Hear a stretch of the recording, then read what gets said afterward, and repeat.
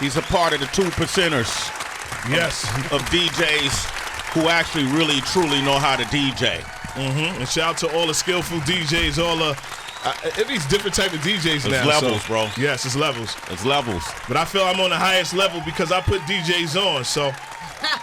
That's true. A lot of talented DJs don't be putting DJs on. Yeah, the union, represent the union DJs. And that's interesting you say that because you put DJs on like Wayne put on Nicki.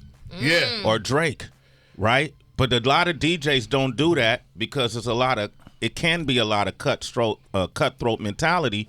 Because if you get the job, I can't get the job. So it's really insecurity. If I'm charging $10, you could come underneath me and charge $5 and cut off my ankles.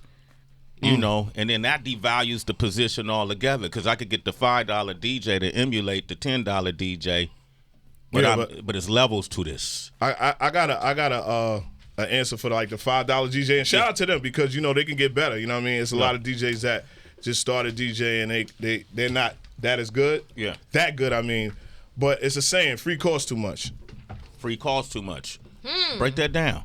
Free costs too much. So you get a free DJ. Free costs too much. Now you got a whack DJ that is don't know the crowd, that don't know how to read the crowd, and you paid this little $100 and the crowd is walking away, or they won't come back to your party. Right. Was DJing your way into the culture, but there were other things that you were interested in as well? Far as DJing, like I grew up in Queens, on the north side of Queens, so I looked up to like the Grandmaster Vicks, the Ike Loves, the Buddha Barbers, D Life, you know what I mean, Dog Times, people like that.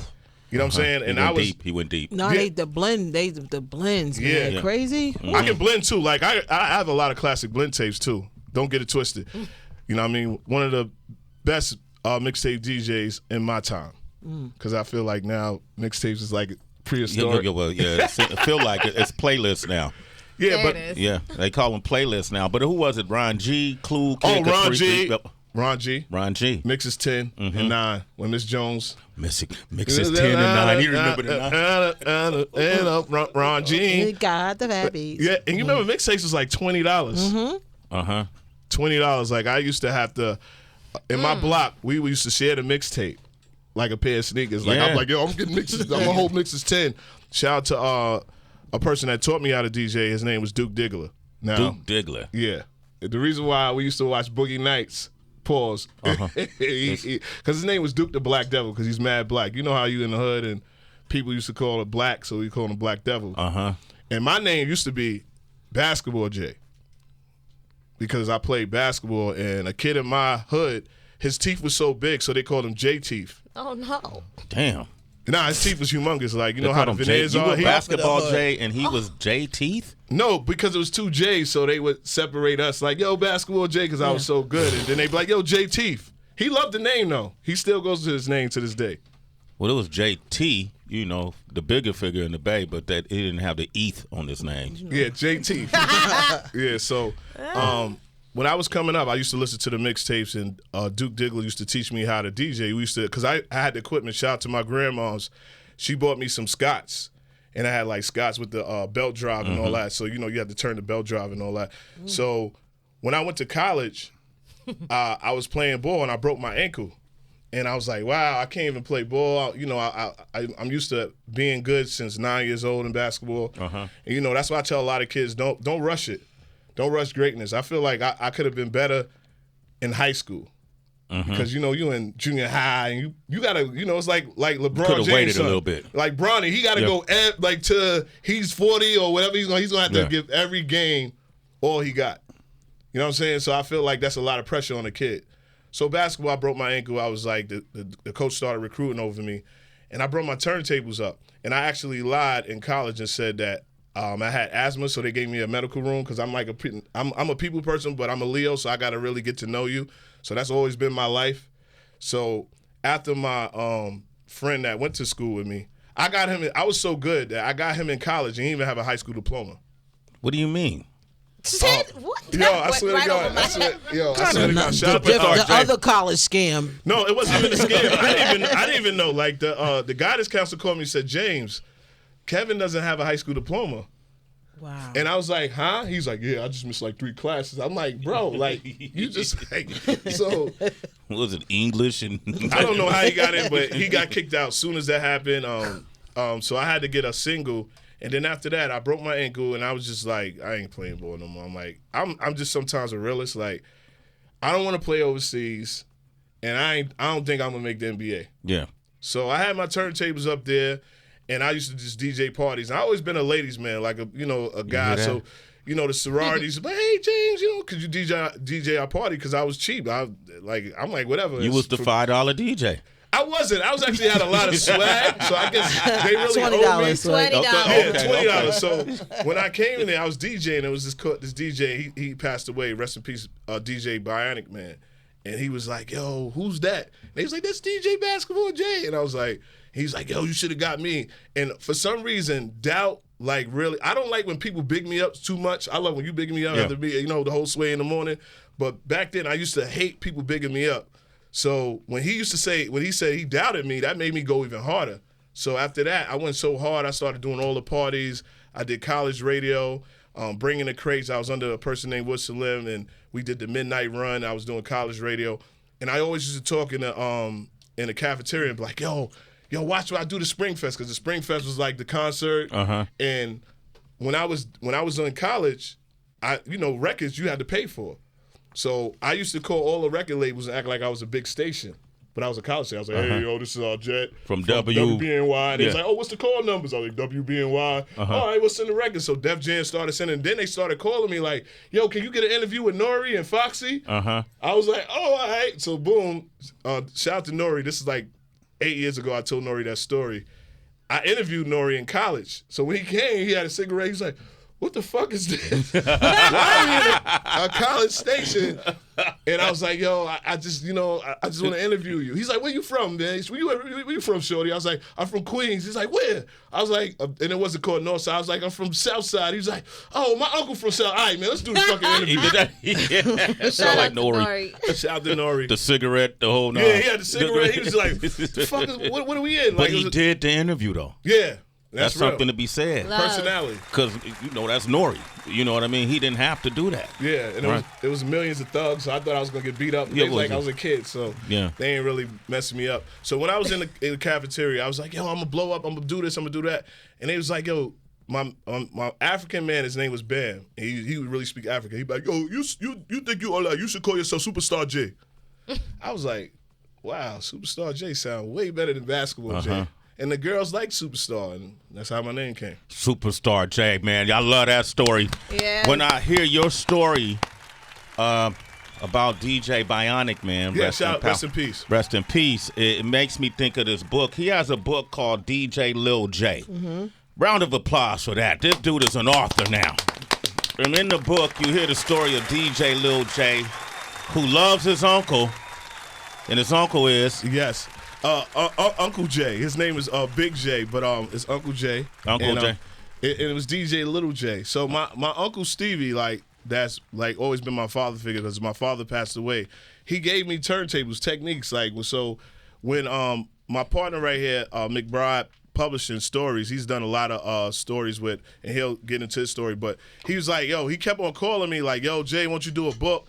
And I'm like, man, a book? Like, what am I going to do in a book? He like, man, just, yo, you did all this for the hood, because I do a lot and put a lot of people on. And he kept on calling me. He actually was out on, not Hollywood. I was just like, I don't know what to say. He was like, yo, just think about it and write it. And I thought about my uncle giving me techniques. I thought about all the trials and tribulations of me being a DJ. And even when we was talking about other DJs not putting you on, and me just being motivated, because the reason why I started the union, I didn't start the union, the reason why I joined the union was DJ Self.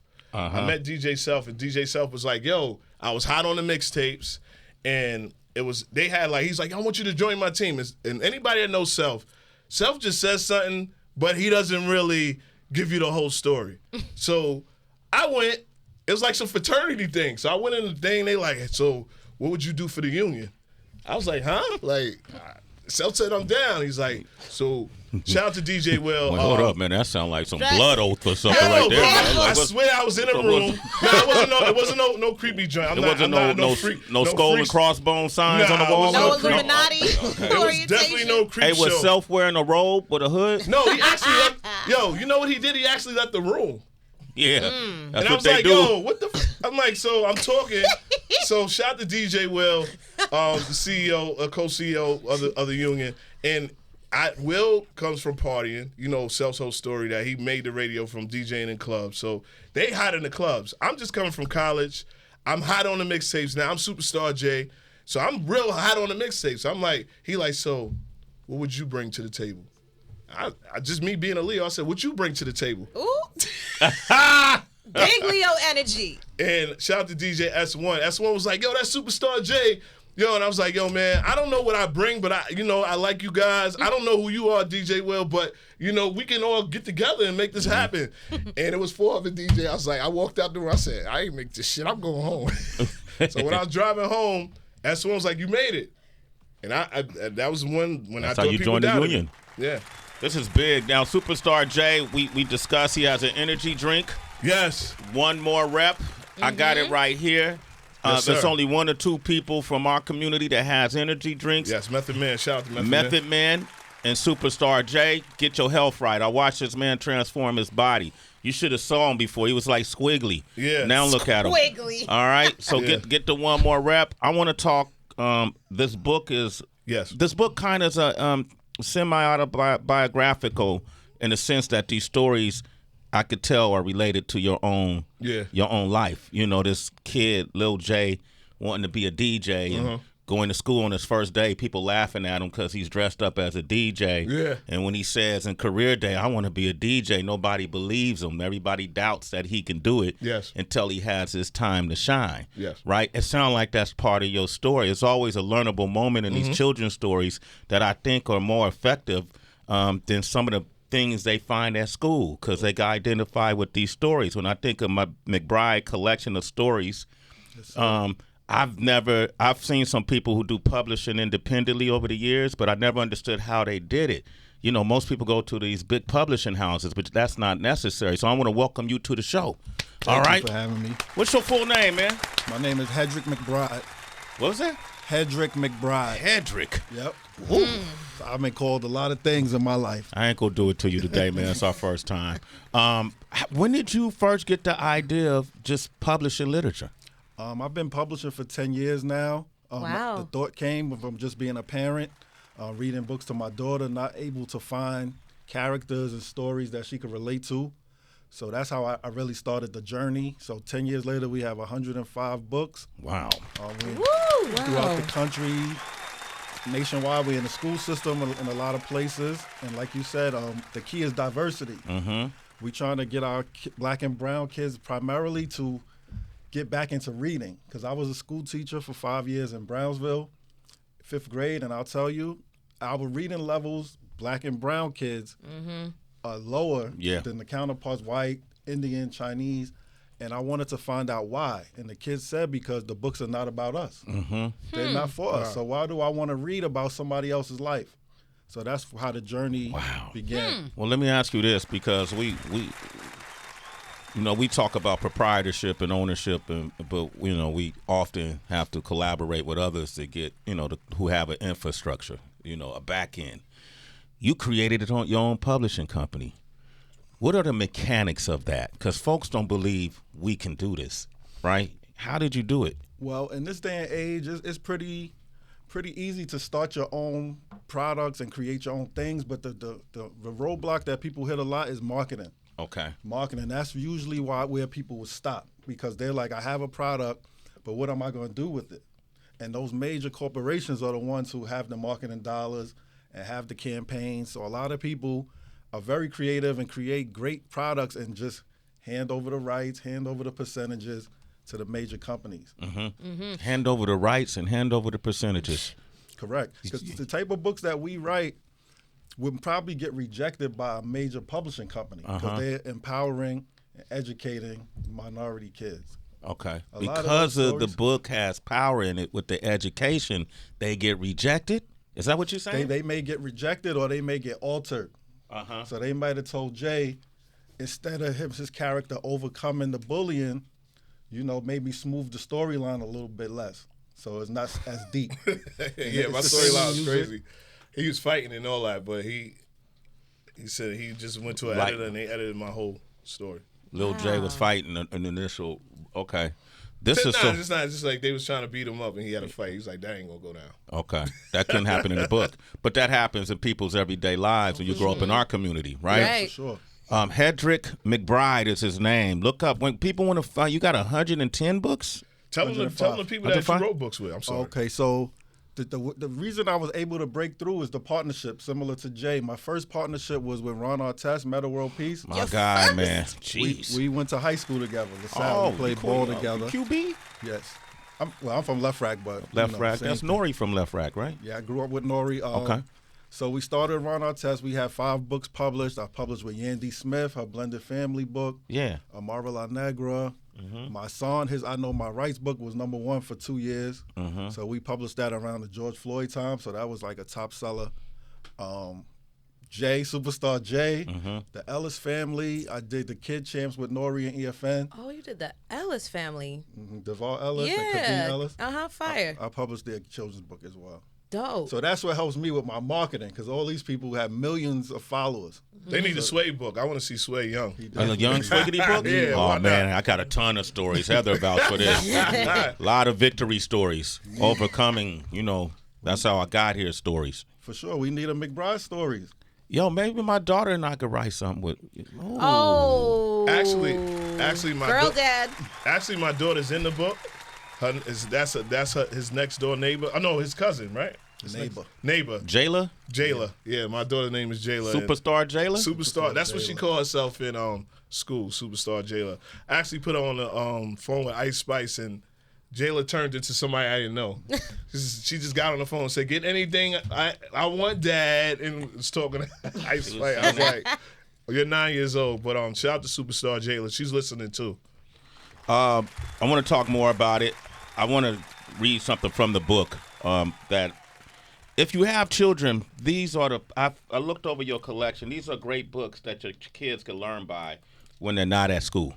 Like you got to continue to teach us. You almost got to flush out the information that the school taught, indoctrinated your kid with information that you have. But there's a part in this book where Lil J wanted to be a DJ at a party, and he spoke to Superstar Jayla and his mom about how his classmates weren't believing his dreams. And so imagine kids growing up in our urban areas, so-called urban areas, and I've had people tell me my dreams were impossible. Think about how many times somebody laughed at your dream. But in this, it says his mom and best friend were there for him.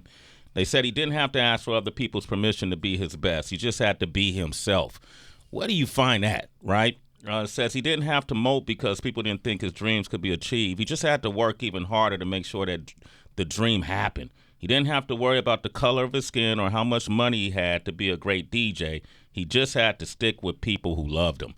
Come on, man. That's the kind of messaging we want to have. Man, that was great. You wrote that? Yeah. I mean, like I said, I'm shout out to McBride. I call him Heads, but he really led me the way. He said, just write whatever you want and we'll fix it up. And they fixed it up. And, a lot of people buying the book, Where they buying? How can they buy the book? It's available on Amazon. Also, McBrideStories.com, my website, but Amazon primarily. Okay, DJ Lil J is the name of the book, DJ Lil J.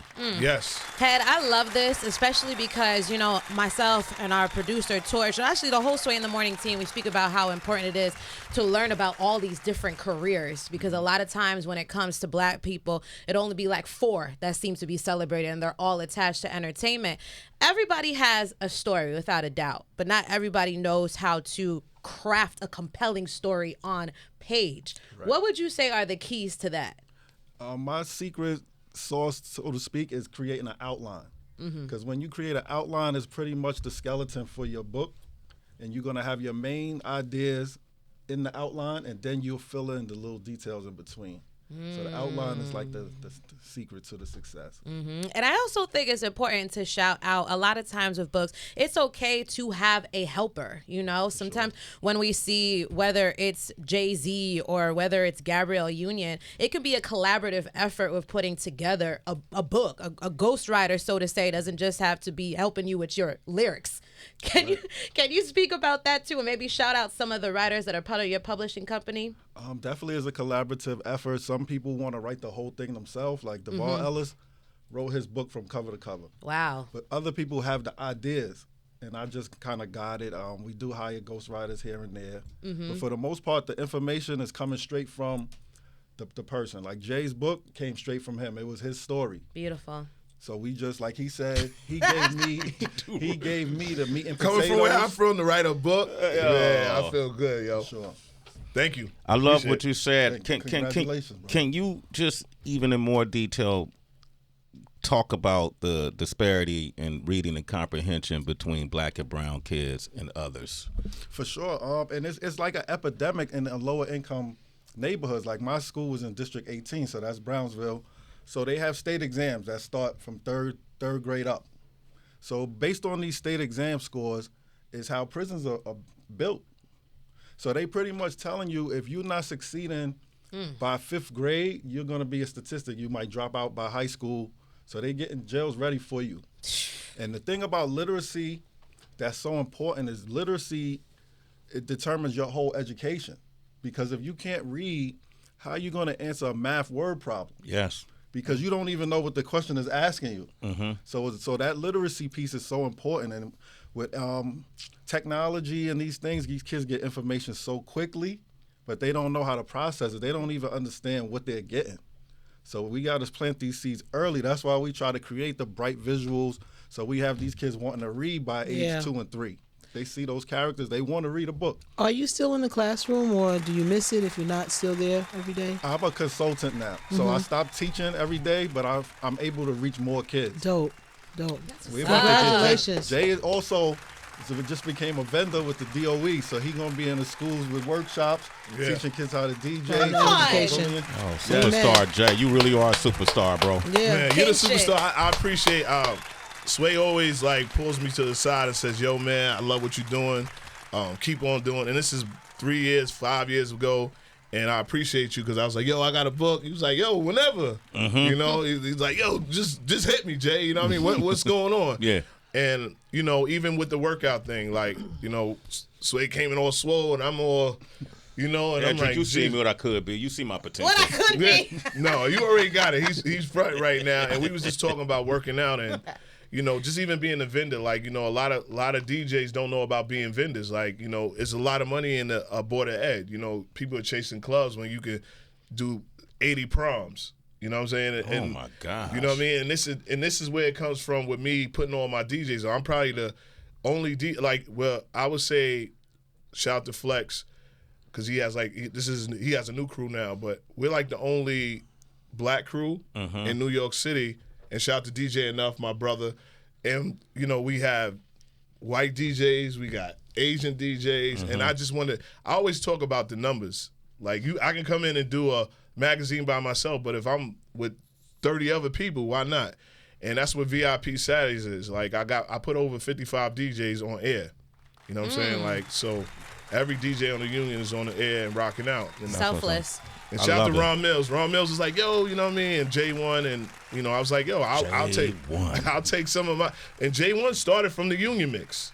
I didn't know that. You know, J1 started from the Union Mix, and he was just an up-and-coming DJ. Now J1 is the head of Pandora right now. Yeah. You know what I'm saying? Pandora programming. Salute to that kid. Salute to Ron Mills. Superstar Jay, salute to you. I want to thank you, man, for coming by, brother. You got to use that BPI Sports. Oh yeah. I'm on it. I'm about to change. I'm about to transform my body. Oh, yeah. All right. Heard that before.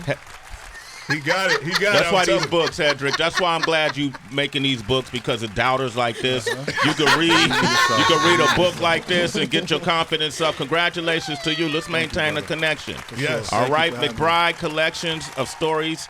Or McBrideCollection.com. Or McBrideStories.com. McBrideStories.com. Go to Amazon, pick up the book, DJ Lil J. DJ Lil J, y'all. Can you hang out for a minute? Yes. Grip the MC is here. Yes. Oh, He's shout from out to Atlanta. Grip. Yeah, we might need some beats for him. Oh, well, I'm for the freestyle. Okay, that's what we're going to need you to, I'm here. You ready? I'm All ready. right, Grip up next, citizens.